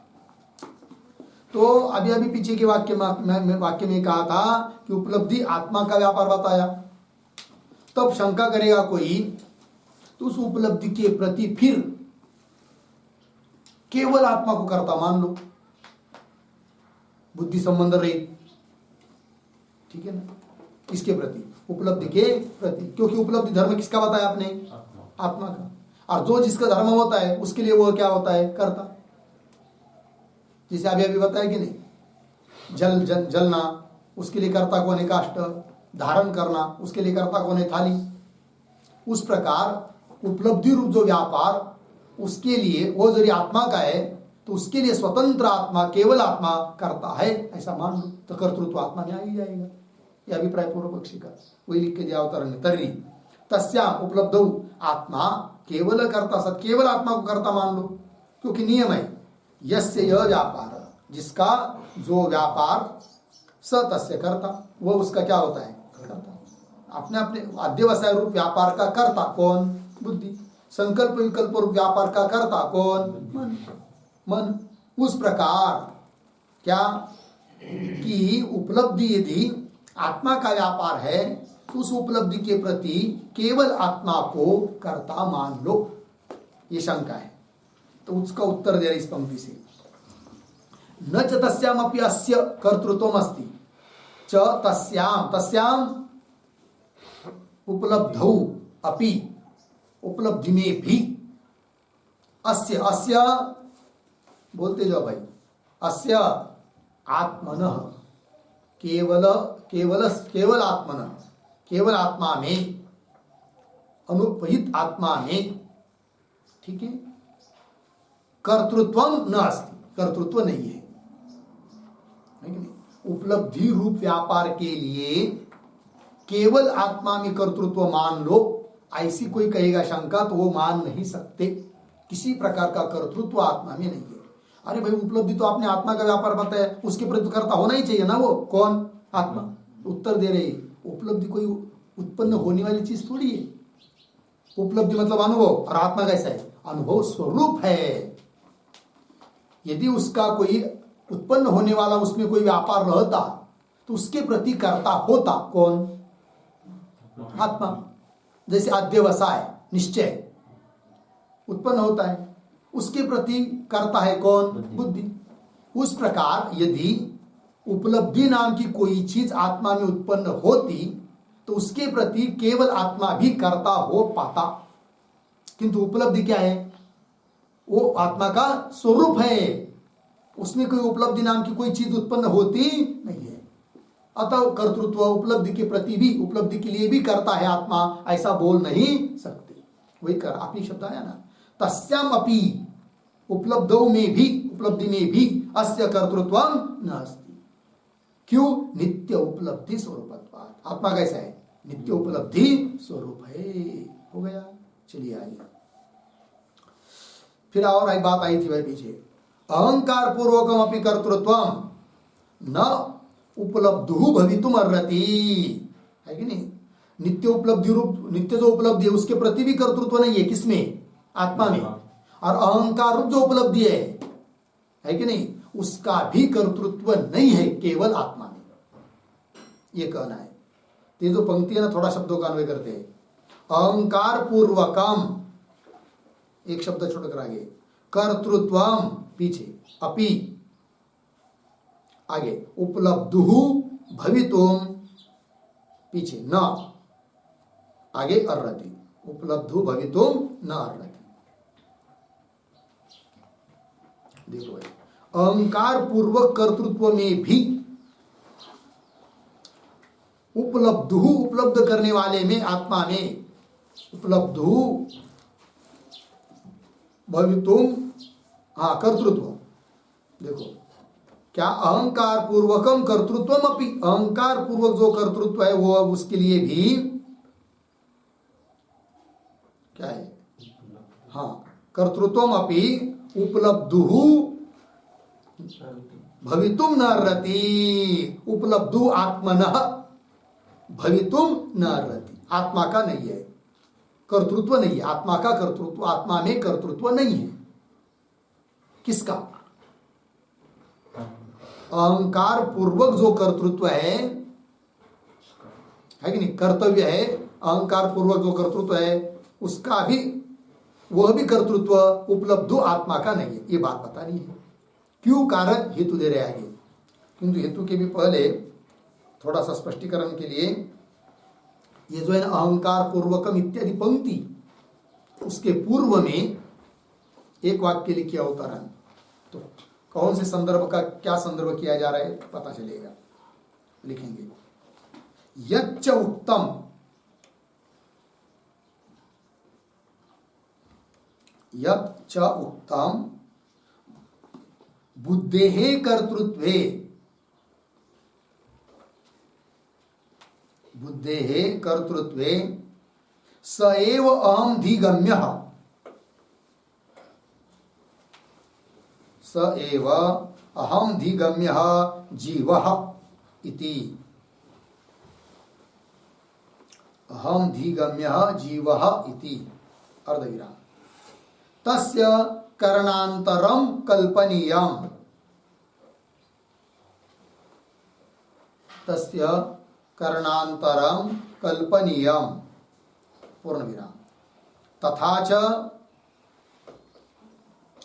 च नाम मात्रे विवादः इति,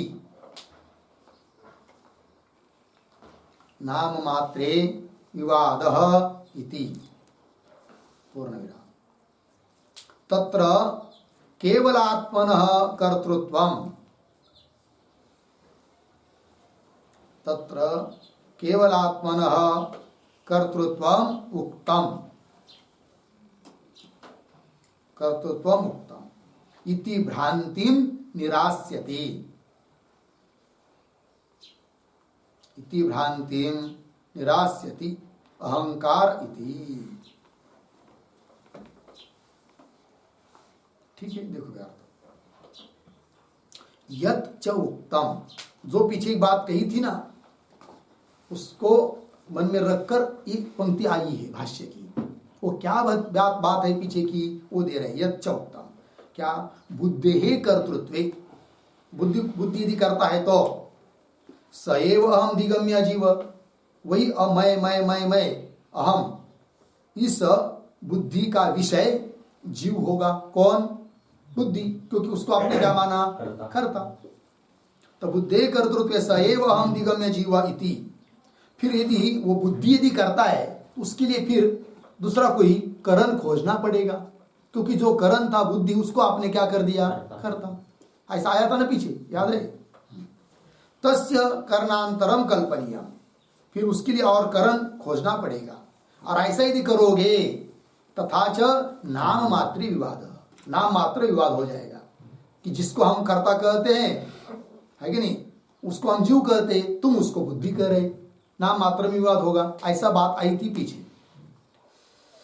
तत्र केवल आत्मना कर्तृत्व मुक्तम, है कि नहीं, तो केवल आत्मा ही वहां कर्तृत्व है, ऐसी किसी को भ्रांति हो सकती है। उस भ्रांति का निराकरण करने के लिए यह पंक्ति आई है, अहंकार पूर्वकम इत्यादि। ठीक है ना, क्योंकि वहां पर जो बुद्धि है उसको बताया था कौन, कर्ता है कि नहीं, और वही अहम दिगम्य है, मैं इस बुद्धि का विषय है जीव, है कि नहीं। फिर उसके लिए और करणांतर अन्य करण खोजना चाहिए, तो बताया था, है कि नहीं, तस्य करणांतरम कल्पनीयम, और अन्य करण खोजेंगे तो क्या होगा, फिर नाम मात्र भेद रह जाएगा, ऐसा बात बताई थी। फिर वहां पर फिर कर्ता कौन है, तो शुद्ध केवल आत्मा ही करता है कि क्या है, ऐसा किसी को भ्रम हो सकता है। तो वैसा भ्रम न हो इसलिए केवल आत्मा मतलब उपाधि रहित आत्मा करता है कि क्या, ऐसा भ्रम किसी को न हो, क्योंकि वहां पर करणांतर तो मान नहीं रहे हो। जो करण था बुद्धि उसको क्या कर दिया आपने, कर्ता बना दिया, और अन्य करणांतर की कल्पना नहीं कर रहे, फिर वो केवल आत्मा ही करता है क्या, ऐसा भ्रम होगा। उसका निराकरण करने के लिए पंक्ति आई। तो जहां पर भी व्यवहार में मैं करता हूं इस प्रकार से व्यवहार होता है, वहां पर भी कर्ता शुद्ध आत्मा केवल आत्मा नहीं है, अपितु विशिष्ट ही कर्ता होता है। इस बात को बताना है।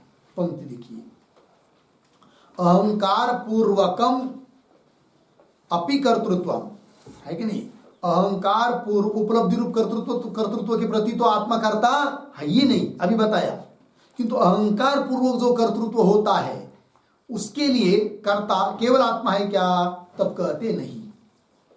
अहंकार पूर्वकम कर्तृत्वम अपि उपलब्धु भवितुम न अर्हति, उपलब्धा का केवल आत्मा का, शुद्ध आत्मा का नहीं है ये बात। क्यों, कारण अहंकारस्य अपि उपलभ्यमानत्वात्,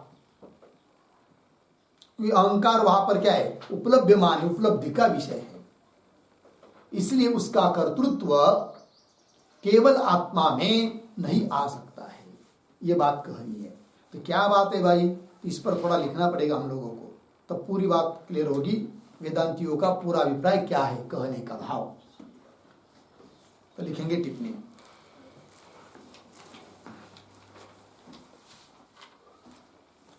लिखेंगे सांख्य निरासार्थम,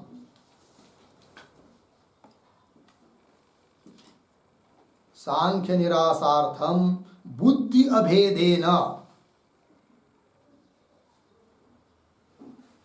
बुद्धि अभेदेन अध्यस्त चिदात्मक अहंकारगतम, अध्यस्त चिदात्मक अहंकारगतम, अहंकारगतम कौंस में लिखिए, अज्ञातः चिदात्मा, अज्ञातः चिदात्मा चिदात्मकः, चिदात्मकः अर्धविराम, तस्मिन् अहंकारः, तस्मिन् अहंकारः, चिदात्मक अहंकारः, चिदात्मक अहंकारः अध्यस्तः, अध्यस्तः च असौ, च असौ सः, फिर तद्गतम कर्तृत्वम, तद्गतम कर्तृत्वम कौंस बंद, आगे कर्तृत्वम यद उक्तम, कर्तृत्वम यद उक्तम अर्धविराम, तत् अहम धीगम्यस्य,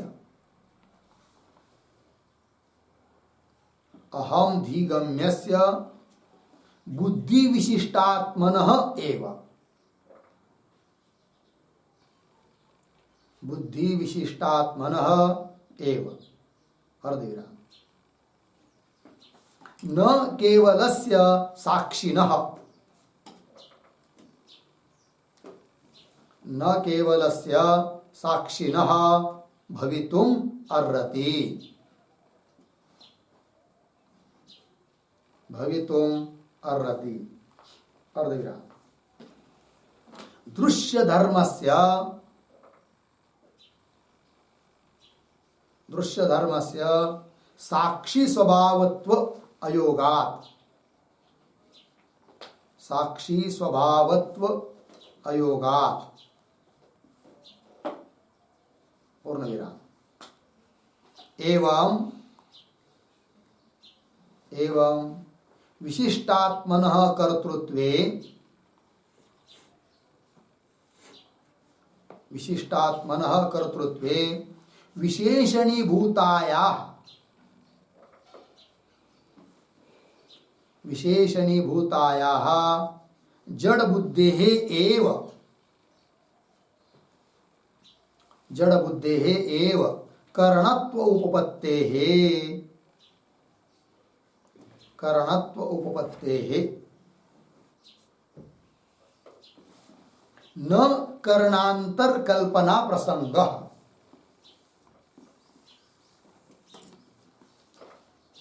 न करणांतर कल्पना प्रसंगः, पूर्ण विराम। आगे अध्यासम विना, अध्यासम विना केवल बुद्धि कर्तृत्ववादिनः, केवल बुद्धि कर्तृत्ववादिनः, कौंस में लिखिए सांख्यस्य, सांख्यस्य कौंस बंद, तू करणांतर प्रसंगः,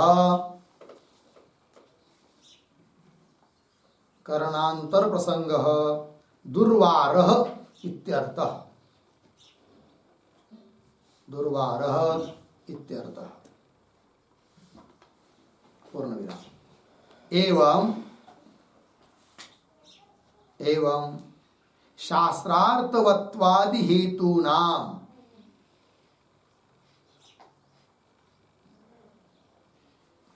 शास्त्रार्थवत्वादि हेतूनां आत्मनः, आत्मनः कर्तृत्व मात्र साधकत्वे,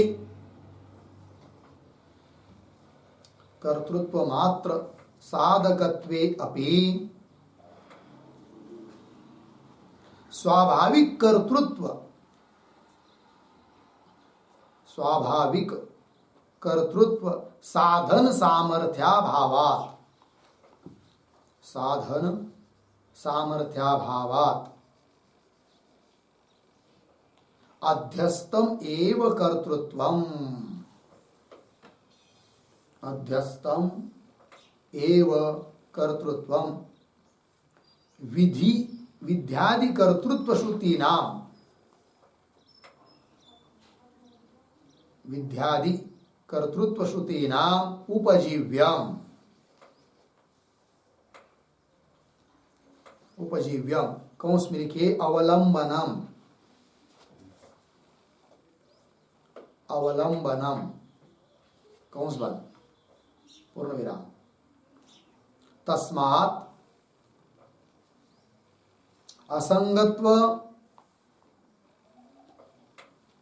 असंगत्व विद्यादि कर्तृत्व श्रुतीनां,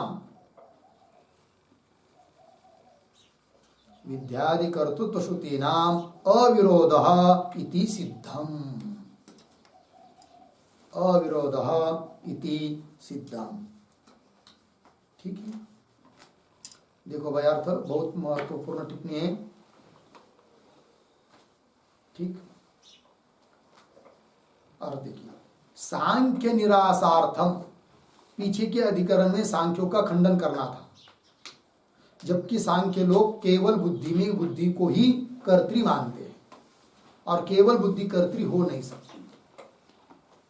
ठीक, और तो वही कह रहे सांख्य निरासार्थम, सांख्यों का निराकरण करने के लिए बुद्धि अभेदेन अध्यस्त चिदात्मक अहंकार गतम कर्तृत्वम यदुक्तम, केवल बुद्धि में कर्तृत्व नहीं है अपितु कर्तृत्व कहाँ है, तो बुद्धि से अभेद भाव को, तादात्म्य भाव को प्राप्त हुआ जो चिदात्मा, बुद्धि में प्रतिफलित चैतन्य, दोनों का तादात्म्य वही जीव, उसमें कर्तृत्व बताया था।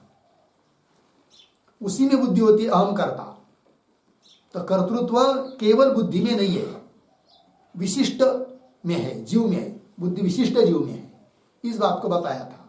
ठीक है, किंतु फिर वहां प्रश्न उठा था कि यदि आप बुद्धि को भी कर्ता के रूप में ले रहे हो, विशिष्ट के अंतर्गत बुद्धि भी आ गई, तो फिर अन्य करण की कल्पना करनी चाहिए।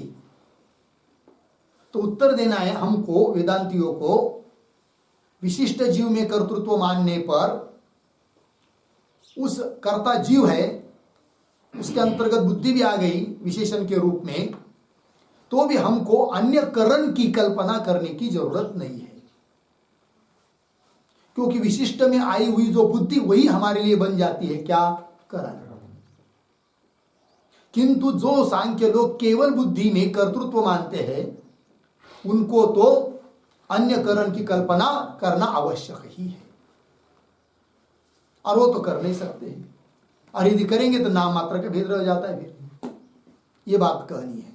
ठीक है, और केवल आत्मा में, शुद्ध आत्मा में, उपाधिरित आत्मा में कर्तृत्व नहीं है वेदांत मत में। केवल बुद्धि में भी कर्तृत्व नहीं है, वो जड़ है। बुद्धि विशिष्ट आत्मा में अर्थात जीव में कर्तृत्व है, वह भी अध्यस्त है, कल्पित है। और उस विशिष्ट जीव में बुद्धि के कारण कर्तृत्व आ रहा है, बुद्धि अनात्मा है, कल्पित है, वो कर्तृत्व धर्म उसका ही मानकर बचा हुआ शुद्ध आत्मा में कोई कर्तृत्व नहीं है, कर्तृत्व भोक्तृत्व धर्म नहीं है, और वही मेरा वास्तविक स्वरूप है। इस बात का निश्चय हम लोगों को करना है। ठीक है, देखो भाई पंक्ति देखिए टिप्पणी की, सांख्य निरासार्थम बुद्धि अभेदेन अध्यस्त जो चिदात्मक अहंकार गतम कर्तृत्व, कौश में लिख दिया, तो क्या है वो, अज्ञात चिदात्मा, चिदात्मा ही चिदात्मक है, अज्ञात होने के कारण, उसका वास्तविक स्वरूप मालूम न पड़ने के कारण, अज्ञात चिदात्मा चिदात्मक, तस्मिन अहंकार, उसमें जो अहंकार उसको कहेंगे चिदात्मक अहंकार। ठीक है ना, और वो कैसा है, अध्यस्त है, इसलिए शब्द तैयार हो गया बुद्धि अभेदेन, बुद्धि का अभेद होने से शब्द बन गया अध्यस्त चिदात्मक अहंकार, है कि नहीं।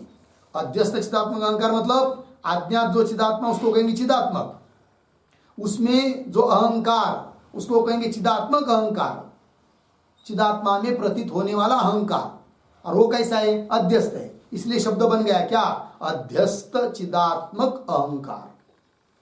उसमें जो कर्तृत्व दिखाई दे रहा है कि नहीं, गतम अहंकार गतम कर्तृत्व यदुक्तम, जो कर्तृत्व पीछे विशिष्ट में बताया है अहंकार रूप, वह तत् अहम धिगम्यस्य विशिष्टात्मनः एव, वह कर्तृत्व। नहीं तो कोई बोलेगा तो वहां पर विशिष्ट में कर्तृत्व बताया, किंतु करण तो कोई बताया नहीं, इसका मतलब फिर शुद्ध आत्मा ही करता है कि क्या, ऐसा किसी को क्या होगा, संदेह या भ्रम, वो भ्रम न हो, इसलिए करे वो विशिष्ट आत्मा में कर्तृत्व है, और अन्य करण की जरूरत हमको नहीं है, क्योंकि विशिष्ट में जो बुद्धि वही हमारे लिए क्या है, करण। ये बात तत् अहम दिगम्यस्य विशिष्ट आत्मन एव, वह कर्तृत्व अहम इस बुद्धि के द्वारा जाना जाने वाला जो विशिष्ट आत्मा, उसमें ही कर्तृत्व है। न केवल अस्य साक्षी न भवितुम अर्हति, केवल साक्षी जो है शुद्ध चेतन, उसमें कर्तृत्व नहीं है। न केवल अस्य साक्षी न भवितुम अर्हति, क्यों भाई, दृश्य धर्म से साक्षी स्वभावत्व होगा। अहम ये दृश्य धर्म है, और दृश्य का धर्म साक्षी का कभी भी नहीं हो सकता है। दृश्य धर्म से साक्षी स्वभावत्व, साक्षी का स्वभाव नहीं बनेगा, साक्षी स्वभावत्व अयोगा। ठीक, आगे, एवं विशिष्टात्मन कर्तृत्व, कुल मिलाकर सिद्ध हुआ कि विशिष्ट आत्मा है क्या, कर्ता। तो वो कर्ता होने पर करण कौन, तब करे विशेषणीभूताया जड़ बुद्धि एवं करणत्व उपपत्ति, उस विशिष्ट में विशेषणीभूत जो जड़ बुद्धि, वो बुद्धि है करण। बुद्धि एवं करणत्व उपपत्ति है, न करणांतर कल्पना प्रसंग, इसलिए हम वेदांतियों को अन्य कोई करण की कल्पना करने का प्रसंग प्राप्ति नहीं है। और सांख्यों के लिए तो करण की कल्पना करनी पड़ेगी, कैसे दे रहे, अध्यासम बिना, वो तो अध्यास मानते नहीं है सांख्य लोग, और केवल बुद्धि को कर्ता मानते हैं, तब तो उनको जरूर उस कर्ता रूप बुद्धि के लिए करण कोई तो और दूसरा चाहिए। वही अध्यासम बिना केवल बुद्धि कर्तृत्ववादी न सांख्य से, तो करणांतर प्रसंग दुर्वार, अन्य करण की कल्पना तो उनको करना ही करना पड़ेगी, उसका वारण वो कर नहीं सकते। ये बात हो गई। इसी प्रकार शास्त्रार्थवत्वादि हेतु नाम, पीछे के अधिकरण में जितने भी हेतु दिए है, शास्त्रार्थवत्वाद, समाधि अभावात वगैरह वगैरह, सभी के सभी वो कर्तृत्व को सिद्ध कर रहे हैं आत्मा ने। किंतु कैसे? देखिए, एवं शास्त्रार्थवत्वादि हेतु नाम आत्मन कर्तृत्व मात्र साधकत्व, आत्मा में कर्तृत्व को सिद्ध करने के लिए वो सब हेतु है, वे सब हेतु आत्मा में कर्तृत्व को केवल सिद्ध कर सकते हैं। किंतु वो कर्तृत्व स्वाभाविक है, वास्तव है, सत्य है, इस बात को सिद्ध नहीं कर सकते, केवल कर्तृत्व को सिद्ध कर सकते हैं। और वह कर्तृत्व कैसा है? कल्पित, अध्यस्त है, ठीक है ना, वास्तविक कर्तृत्व नहीं है। देखिए, एवं शास्त्रार्थवत्वादि हेतु नाम आत्मन कर्तृत्व मात्र साधकत्व, आत्मा में केवल कर्तृत्व को सिद्ध कर सकते हैं, सिद्ध करने पर भी उनके द्वारा स्वाभाविक कर्तृत्व साधन सामर्थ्य अभाव, स्वाभाविक वास्तविक कर्तृत्व है, इसका इस बात की सिद्धि करने के लिए सामर्थ्य उन हेतुओं में नहीं है। अध्यस्तमेव कर्तृत्वम, कर्तृत्व अध्यस्त है। अतः विधि भाग जितना भी है, कर्मकांड, वो जितना भी प्रवृत्त हो रहा है कर्ता के लिए प्रवृत्त हो रहा है, किंतु कैसे कर्ता के लिए? जिन कर्ता में कर्तृत्व कैसा है? अध्यस्त है। लोग प्रसिद्ध कर्तृत्व को लेकर विधि शास्त्र प्रवृत्त हो रहा है, और असंगो यम पुरुष, ये शास्त्र उपाधिरित आत्मा को बता रहा है। अतः दोनों प्रकार के शास्त्रों में कोई विरोध नहीं है, जबकि एक शास्त्र कर्ता को लेकर चल रहा है विधि शास्त्र, एक शास्त्र कर्तृत्व का अभाव बता रहा है, अतः दोनों का विरोध होगा, ऐसा कोई समझेगा तो दोनों का विरोध नहीं है, वही कह रहे हैं। अध्यस्तमेव कर्तृत्वम विद्यादि कर्तृत्व श्रुतिना, विधि आदि जो श्रुतियां है उनमें जो कर्तृत्व को लेकर श्रुति बता रही है, तो अध्यस्त कर्तृत्व को लेकर विधान कर रही है। अध्यस्तमेव कर्तृत्वम विद्यादि कर्तृत्व श्रुतिनाम उपजीव्यम अवलंबम, क्या है, क्या लिखा उपजीव्यम करता? अवलंबनम। अवलंबनम, विधि श्रुतियों के लिए अवलंबन कौन है? कर्तृत्व। कौन सा? अध्यस्त कर्तृत्व, लोक प्रसिद्ध कर्तृत्व, वो सत्य ही होना चाहिए, ऐसी उन विधियों के लिए अपेक्षा नहीं। तस्मात् असंगत्व विद्यादि कर्तृत्व श्रुति नाम अविरोध, इसलिए असंगत्व बताने, असंगो एवं पुरुष, आत्मा को असंग बताने वाली श्रुति का और विधान कर्तृत्व आदि का विधान करने वाली श्रुतियों का परस्पर कोई विरोध नहीं। तस्मात् असंगत्व विद्यादि कर्तृत्व श्रुति नाम अविरोध इति सिद्धम। ठीक है, चलिए भाई आगे चलते भाष्य में। ये बात लग गई ना फिर। अहंकार पूर्वकम अपि कर्तृत्वम न उपलब्धु भवितुमर्हति, शुद्ध साक्षी का वो कर्तृत्व नहीं है, क्योंकि अहंकार से अपि उपलभ्यमानत्वात्, अहंकार भी उपलभ्यमान, उपलब्धि का विषय है, अतः वो स्वसाक्षी का धर्म हो नहीं सकता। आगे, न च एवं सति करणांतर कल्पना प्रसंग क्यों बुद्धि करणत्व व्युपगमात्, टिप्पणी में सब अर्थ होगा इस बात का। न च एवं सति, च एवं सति करणांतर कल्पना प्रसंग न कान्वय अंतिम यहाँ पर है कि नहीं, एवं सत्य ऐसा मानने पर अन्य करण की कल्पना करने का प्रसंग नहीं। एवं सती, एवं सती मतलब क्या? एवं सती शब्द का अर्थ लिखिए, केवल बुद्धे है, केवल बुद्धे है कर्तृत्वम नास्ति, कर्तृत्वम नास्ति इति स्वीकारे सति, इति स्वीकारे सति। ठीक है, देखो भाई, केवल बुद्धि में कर्तृत्व नहीं है, जैसे केवल आत्मा में कर्तृत्व नहीं है वैसे केवल बुद्धि में भी कर्तृत्व नहीं है, विशिष्ट में कर्तृत्व है। तो केवल बुद्धि कर्तृत्व नास्ति इति स्वीकार, ऐसा स्वीकार करने पर क्या अन्य करण की कल्पना करने की जरूरत नहीं है। एवं सते करणांतर कल्पना प्रसंग न क्यों बुद्धि करण, तो अभ्युपगम विशिष्ट में जो बुद्धि वही क्या है? करण। अच्छा आगे चलिए, समाधि अभाव वस्तु, पीछे के अधिकरण ये भी आया था ना, समाधि अभाव, यदि जीव करता नहीं है तो समाधि का प्रतिपादन क्यों होगा? जबकि समाधि का प्रतिपादन हुआ है अर्थात जीव करता है, ऐसा बताया था ना पीछे। तो समाधि अभावस्तु उसके बारे में आप बता रहे हैं। समाधि अभावस्तु शास्त्रार्थवत्वेन एव परिरुतः। जैसे शास्त्रार्थवत्व इत्यादि हेतु जो है वो क्या कर रहे हैं? विशिष्ट जीव में कर्तृत्व को सिद्ध कर रहे हैं, केवल वास्तविक कर्तृत्व को नहीं। उस प्रकार समाधि का अभाव भी कर्तृत्व को सिद्ध कर रहा है, किंतु वो केवल कर्तृत्व को सिद्ध कर रहा है, वास्तव कर्तृत्व को नहीं। अर्थात उससे इसका परिहार हो गया, अलग से परिहार करने की जरूरत नहीं।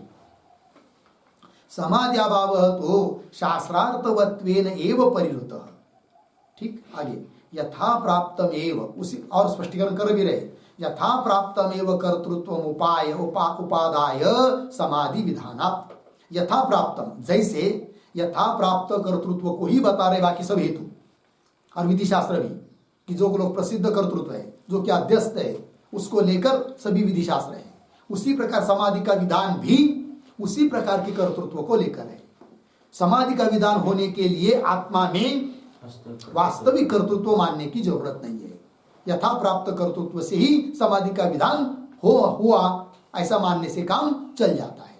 ये बात यथा प्राप्तम एव कर्तृत्व उपादाय, उस कर्तृत्व को लेकर समाधि विधानात्। ठीक, आइए आगे। तस्मात् कर्तृत्वम अपि आत्मनः उपाधि निमित्तम एव इति स्थितम्। थोड़ा अन्वय, तस्मात् दो शब्द छोड़कर आगे, आत्मनः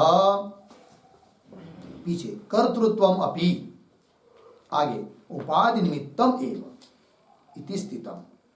ठीक है, तस्मात् इसलिए आत्मा में जो कर्तृत्व प्रतीत हो रहा है वह कर्तृत्व कैसा है?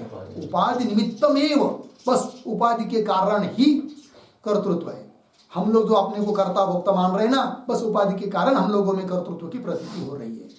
उपाधि का त्याग कर देंगे तो शुद्ध आत्मा में कोई कर्तृत्व भोक्तृत्व आदि संसार धर्म नहीं है, यह सिद्ध हुआ। उपाधि निमित्तम एव इति स्थितम, स्थितम निश्चितम। ये हुआ भाई 40 नंबर के सूत्र का भाष्य पूरा हुआ। इसके साथ साथ यह 15 नंबर का अधिकरण भी यहाँ पर पूरा हुआ।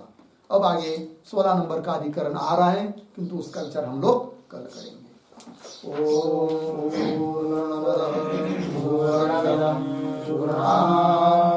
पूर्णमुदच्यते पूर्णस्य पूर्णमादाय पूर्णमेवावशिष्यते।